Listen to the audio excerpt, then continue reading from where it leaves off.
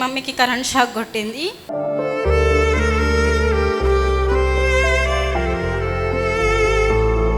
So ఆమెకి ఎంతసేపు కొట్టిందంటే ఒక 10-15 మినిట్స్ అసలు కరెంటు వదలనే లేదు. రిపోర్ట్స్ అన్ని నార్మల్ వచ్చినాయి. నెక్స్ట్ డే మమ్మీని ఇంటికి పంపించారు.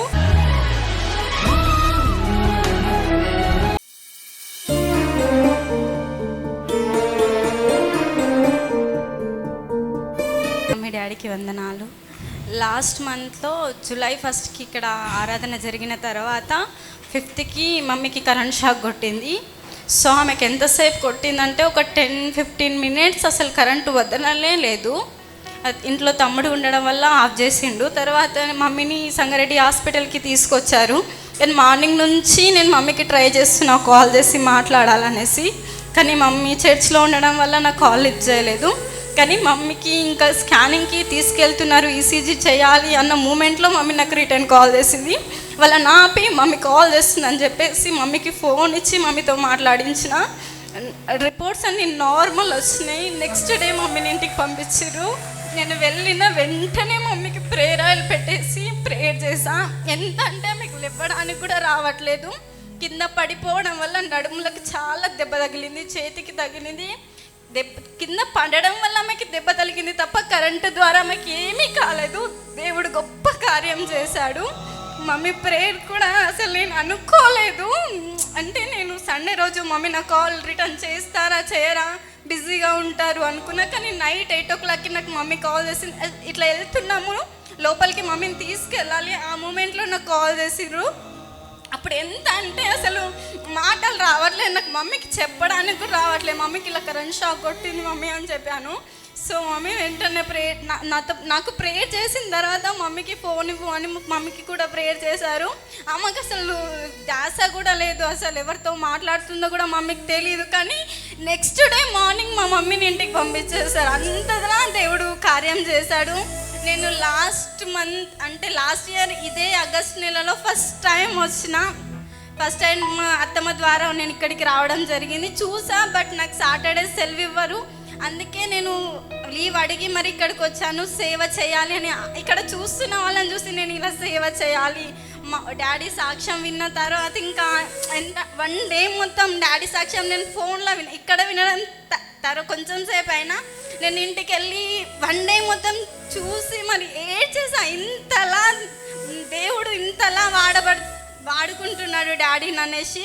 తన కొంచెమైనా ఈ సేవలో ఇక్కడైనా నేను చెయ్యాలి అన్న ఆశతో వాలంటీర్గా జాయిన్ అయినా. కరెక్ట్ 1 year అవుతుంది మమ్మీ నేను ఇక్కడ వాలంటీర్గా జాయిన్ అయ్యి. ఆమేన్. చాలా సంతోషం.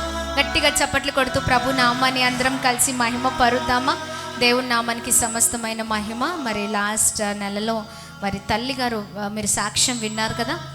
ఒక 15 minutes కరెంట్ షాక్ కొట్టి చాలా భయంకరమైన పరిస్థితి. కరెంట్ షాక్ కొడితే ఎలా ఉంటుందండి కదా.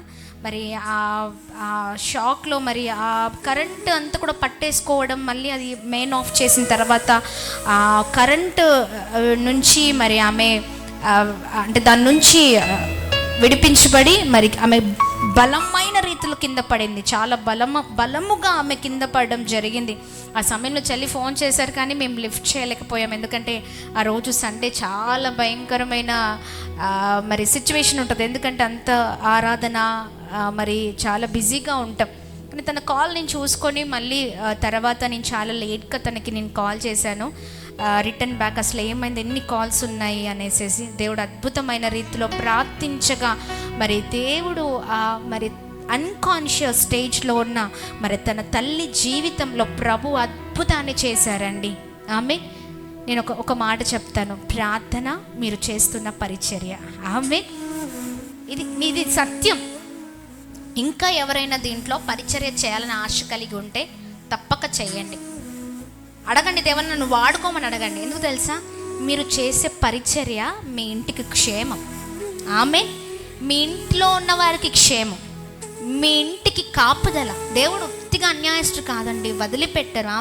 ఈ రోజున మేము ఇక్కడ ఉన్నామంటే ఈ పరిచర్లో వీరి సహకారం వెనకాల నుంచి అందరినీ కూర్చోబెట్టడం, చక్కగా గైడ్ చేయడము మాకు చాలా చాలా చక్కగా మమ్మల్ని మరి వీరందరూ కూడా వెనకాల నుండి మరి వీరి సహాయం లేకపోతే మేము ఏమి చేయలేము కదా. అవును కదా, ఇంతమంది ప్రజల్ని మేము ఎలా కంట్రోల్ చేస్తాము? మరి నిజంగా ఈ యవన బిడ్డల్ని దేవుడు ఇంకనూ బలముగా వాడుకోవాలి, నడిపించాలి. ఆ కరెంట్ షాక్ విషయంలో మరి దేవుడు తన తల్లి అనారోగ్య పరిస్థితిలో ఉన్నప్పుడు దేవుడు మరి అద్భుతమైన కార్యం జరిగించి నెక్స్ట్ రోజే డిశ్చార్జ్ చేశారంట హాస్పిటల్ నుంచి. గట్టిగా చప్పట్లు కొడదామా? కేవలం ఇది ప్రభుకి మహిమ కలుగును గాక. ఈ సాక్ష్యాన్ని బట్టి ఇంకా ప్రభు ఇంకను దీవించును గాక, వాడుకును గాక. Amen. God bless you. Bhadradri Kothagudem ప్రాంత ప్రజలకు గొప్ప శుభవార్త.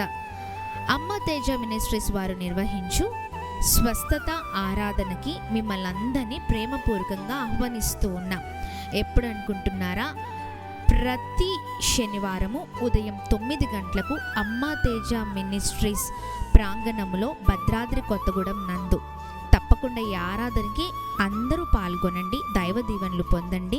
వివరాలకు సంప్రదించవలసిన మా ఫోన్ నెంబర్స్ 7286000071, 729346000100.